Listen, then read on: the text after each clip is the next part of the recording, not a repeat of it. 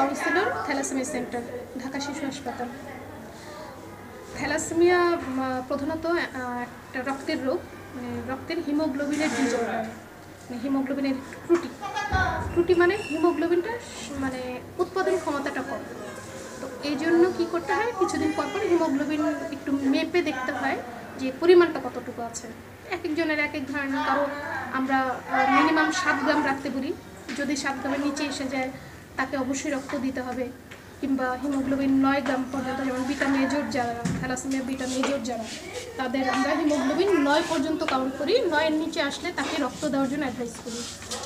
তো স্বাভাবিকভাবেই হিমোগ্লোবিন মানে থ্যালাসেমিয়া রোগীদের সমস্যাটা কোথায়, তাদের আমরা রক্ত দিচ্ছি, হিমোগ্লোবিন বাড়ানোর জন্য দিচ্ছি, কিন্তু পাশাপাশি যেহেতু হিমোগ্লোবিন পূরণ হচ্ছে, অন্যগুলো বাড়তি হয়ে যাচ্ছে। এর মধ্যে যেমন আয়রনটা, এটা বেড়ে গেলে কি হচ্ছে, আয়রন ওভারলোডের ফলে শরীরের যে কোনো অঙ্গ প্রত্যঙ্গ নষ্ট হয়ে যেতে পারে।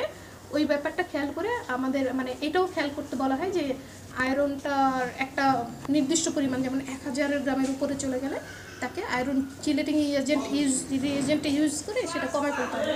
মানে আয়রনের যে কমানোর যে মেডিসিনগুলো আছে এগুলো দিয়ে কমানোর একটা করতে হবে। তো এই আয়রন ফেলার যে ওষুধগুলো, এগুলো কিন্তু প্রচুর দামি ওষুধ। তো যার ফলে ইন টোটাল কী দাঁড়ালো, যে থ্যালাসেমিয়া পেশেন্টের মানে এই ছোট্ট একটা হিমোগ্লোবিন ভরতে গিয়ে, এই ছোট্ট একটা ব্যাপার মেনটেন করতে গিয়ে তার খরচটা কিন্তু অনেক বেশি হয়ে গেল। রক্ত দেওয়ার খরচ, পাশাপাশি আয়রন ফেলার খরচ, হ্যাঁ, তাকে ভালো মানে জীবনযাত্রা, তার নর্মাল লাইফ লিড করার জন্য তাকে এই কাজগুলো করতে হলো।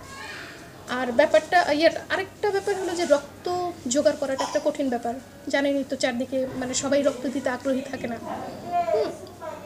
তো যার ফলে আমাদের বিশেষ ইয়াং জেনারেশন যদি রক্তের ব্যাপারে থাকতো যে তারা রক্ত দেবে এরকম একটা চিন্তা থাকতো, তাহলে এই থ্যালাসেমিয়া পেশেন্টগুলো কিন্তু রক্ত খোঁজার ব্যাপারে এত কষ্ট হতো না, কিংবা রক্ত পাওয়ার ব্যাপারে এত কষ্ট হতো না। যারা কিনা রক্ত ছাড়া বাঁচতে পারতেছে না, মানে আপনারা যারা ইয়াং আছেন তারা যদি এই ব্যাপারে মানে উৎসাহী থাকতেন, তাহলে এই মানুষগুলো খুব সহজে বেঁচে থাকতো। যাই হোক, এই থ্যালাসেমিয়া রোগটা কিন্তু আসে বিভিন্নভাবে, এটা বলা যাবে না। একদম স্ট্রিট কথাটা হলো যে একটা থ্যালাসেমিয়া বাচ্চার জন্মের পেছনে তার বাবা এবং মা দুইজনকে এই রোগটাকে বহন করতে হবে। আর সবচেয়ে মজার ব্যাপার হলো, একজন বহনকারীকে দেখে বোঝা যায় না। যেটা হয় যে বাবা মা, ওই যে প্রথমে বললাম দেখে বোঝা যায় না, তার মানে কি, তারা নর্মাল লাইফ লিড করতেছে, ইভেন তারা আরেকজনকে রক্ত দিতেও পারতেছে। তো যে আরেকজনকে রক্ত দিতে পারে, তার অ্যাকচুয়ালি হিমোগ্লোবিনের ত্রুটিটা যতটুকুই থাকুক তার জীবনে কষ্ট দিচ্ছে না। হ্যাঁ, কিন্তু ওই যে ত্রুটি যে একটু আছে, এই ত্রুটির কারণে আমরা তাকে কী বলতেছি, যে সে থ্যালাসেমিয়া বহনকারী।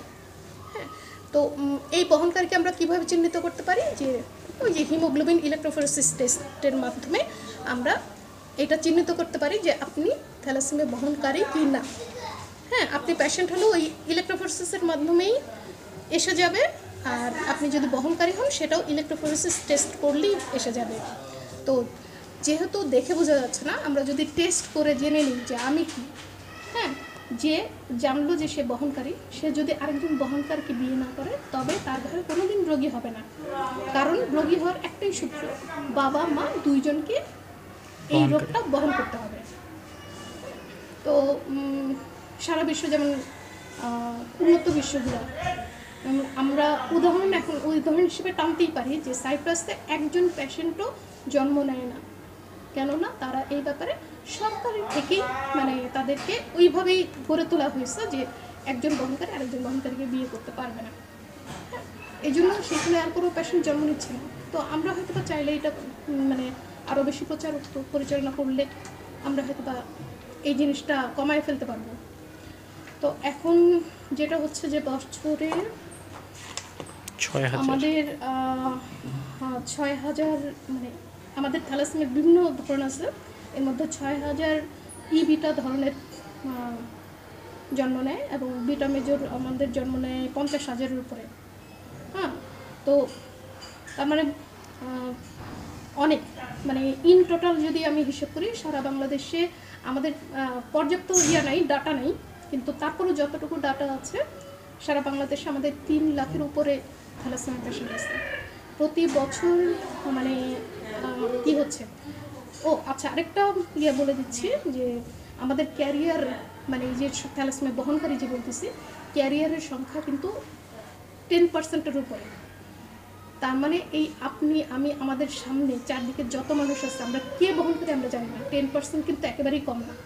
তো আমাদের প্রত্যেকের এই ব্যাপারে জেনে নেওয়া উচিত, জানলে পরে আমরা হয়তোবা অদূর ভবিষ্যতে এই জিনিসটা ভ্যানিশ করে দিতে পারবো দেশ থেকে, যে আমাদের দেশেও কখনো থ্যালাসেমিয়া রোগটা হবে না। এটা আমরা জানতে পারি কিভাবে? ওই ইলেকট্রোফোরেসিস টেস্টের মাধ্যমে। Haemoglobin electrophoresis. ওই টেস্টের খরচ কেমন? এটা এক এক জায়গায় এক এক রকম। তো যেমন আমাদের এখানে বলতে পারি আমাদের 700 টাকা। 700 টাকা। আচ্ছা। আর এই রোগটাকে আমরা প্রতিরোধ করতে পারি একমাত্র বিয়ের আগে। আর আরেকটা ব্যাপার, যদি কেউ জেনে যায় যে তার হাজব্যান্ড ওয়াইফ দুজনই বহনকারী, তবে আমাদের এখানে নতুন একটা টেস্ট এসেছে, প্রিনেটাল ডায়াগনোসিস। এই টেস্টের মাধ্যমে বোঝা যায় যে মানে যে বেবিটা ক্যারি করতেছে সেই বেবিটা কী হবে, প্যাশেন্ট হবে না ক্যারিয়ার হবে না একদম নর্মাল হবে। তো এই টেস্টের মাধ্যমে যারা অলরেডি ক্যারিয়ার বিয়ে করে ফেলেছেন এবং কনসিভ মানে প্রেগনেন্ট হয়েছেন, তাদের জন্য এটা সুখবর যে এই টেস্টটা করে তারা জেনে নিতে পারেন। 14 সপ্তাহের মধ্যেই এই টেস্টটা করতে হবে। আর যারা বিয়ে করেন তাদের জন্য সবচেয়ে বড় সুখবর যে নিজে যদি জেনে যেতেন যে আপনি মানে ক্যারিয়ার কিনা, আপনি যদি ক্যারিয়ার হন অবশ্যই টেস্ট করে বিয়ে করবেন। মানে যাকে বিয়ে করবেন তাকে অবশ্যই নর্মাল হতে হবে তার সাথে। এইখানে আমাদের যুবক সমাজের এইখানে কোনো কিছু করার আছে কিনা, বা আমরা কি করতে পারি এইটাকে? এই যে প্রথম কথাই যে যারা বিয়ে করেন নাই তাদের জন্য সুখবর, তারা কি করবেন, ইলেকট্রোফোরেসিস টেস্টটা করে ফেলেন। কি হয়, 700 টাকা। হ্যাঁ, আমরা একটা পেশেন্ট জন্ম দিলে মাসে 700 টাকা কুলাতে পারবো না, মাসে হয়তো বা 17-27 হাজার টাকা লাগবে, তাই না? সেখানে আমরা 700 টাকা নিজে সাবধান হলেই আমার ঘরে জন্ম নিবে। তো সাবধানতাটাই সবার আগে।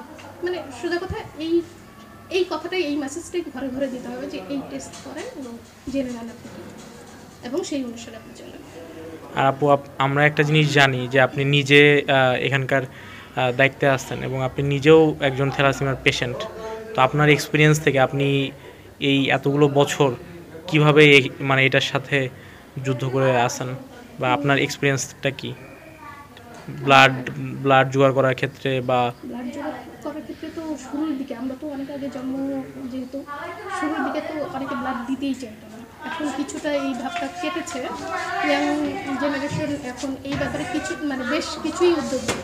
হ্যাঁ, তারপরে আরেকটু যদি উদ্যোগী হয় তাহলে আসলে কোনো থ্যালাসেমিয়া পেশেন্ট কেন, কোনো অপারেশন পেশেন্ট কেন, থ্যালাসেমিয়া পেশেন্ট কেউ অন্তত রক্তের অভাবে মানে প্রাণ যাবে না কারণ। ধন্যবাদ আপু।